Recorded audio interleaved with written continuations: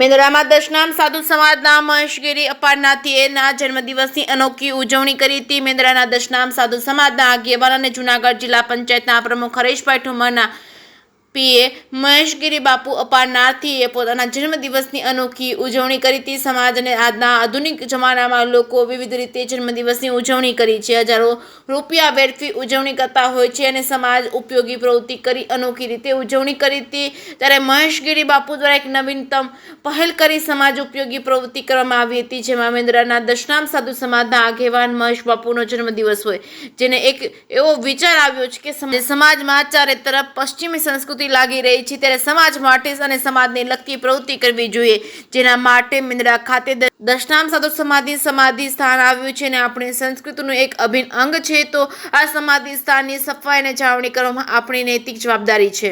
ગુજરાતી સાથે કમલેશ મહેતા, મેંદડા।